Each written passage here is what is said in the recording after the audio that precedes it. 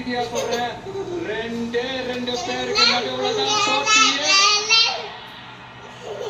ஒண்ணு இன்னொன்னு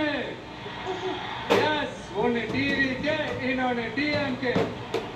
இதுக்கு நடுவுல வேற யாருக்கும் எந்த வேலையும் கிடையாது. ஏதாவது இருக்குன்னு சொல்றீங்க? எலெக்ஷனுக்கு முன்னாடியும் அவங்களுக்கு ஒரு வேலையும் இல்ல. இப்ப எலெக்ஷனுக்கு அப்புறம் சுத்தம்.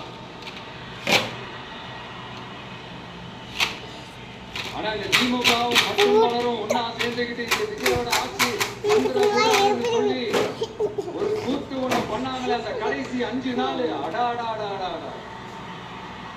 நமக்கெல்லாம் ஓஹோ இப்படியெல்லாம் கூட நடக்குமோ என்ன கூத்துங்கிறீங்க. ஆனா ஃபியூச்சர் என்னவா இருக்குன்றத மட்டும் இப்ப நான் சொல்றேன்.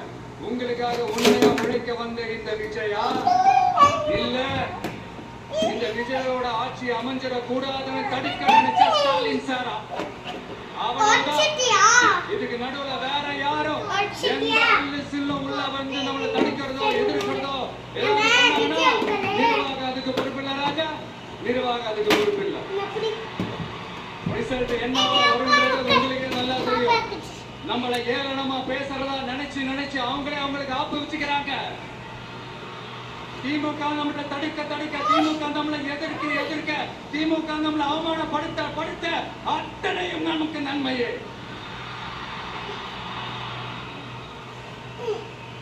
ஒண்ணு கவனிச்சிங்களா மக்களே, நம்ம ஆட்சிக்கு வந்ததுக்கு அப்புறம் ஒரு விஷயம் ஒண்ணு நடந்துகிட்டு இருக்கு. இது இந்த ஜென்சி தலைமுறையை அட்ராக்ட் பண்றதுக்காக இங்கிலீஷ் தமிழ் கலந்த அறிக்கை அது சொல்ல அந்த காமெடி எல்லாம் கிடையாது. அடுத்து இந்த ரியாலிட்டியை மறந்துட்டு இந்த ரீல்ஸ் போடுறது அது சொல்ல வந்தீங்களா, அந்த காமெடி கிடையாது. சீரியஸா ஒரு விஷயம் நடந்துகிட்டு இருக்கு. முன்னெல்லாம் சட்டசபையில யார் பேசினா நமக்கு என்ன, யார் அடிச்சுக்கிட்டா நமக்கு என்னன்ற போட்டோம்லாம் இப்ப சட்டசபையில என்ன நடக்குது, என்ன பேசிக்கிறாங்கன்றது ரொம்ப உன்னிப்பா கவனிக்கிறாங்க. கவனிச்சீங்களா? திமுக ஸ்டைலே சொல்லணும்னா ரீல்ஸ் போட்ட கூட்டம் இப்ப நியூஸ் பார்த்துக்கிட்டு இருக்கிறாங்க.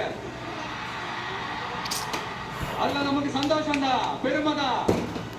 நம்மளுடைய யங்ஸ்டர்ஸ், நம்ம பெண்கள் எல்லாம் அந்த அரசியல் என்னன்னு தெரிஞ்சுக்கணும், அந்த அரசியல் என்னன்னு புரிஞ்சுக்கணும்னு அப்படி ஒரு விழிப்புணர்வு ஏற்பட்டிருக்கு. அதுல எங்களுக்கு சந்தோஷம் தான். இதெல்லாம் யாரால நடந்திருக்கிறது நான் சொல்லிதான் உங்களுக்கு தெரியணும்னு அவசியம் இல்லை. அது உங்களுக்கு நல்லா தெரியும். இப்படிப்பட்ட நம்ம தெய்வங்கள், இப்படிப்பட்ட நம்ம மக்களை தற்குறின்றது இன்னமும் சொல்லிக்கிட்டு இருக்கிறாங்க. நான் காஞ்சிபுரத்துல சொன்னதான் இங்க நான் திரும்பவும் ரிப்பீட் பண்றேன். நீங்க தற்குறின்னு சொன்னீங்களே, அவங்கதான் உங்களோட அரசியல் வாழ்க்கையே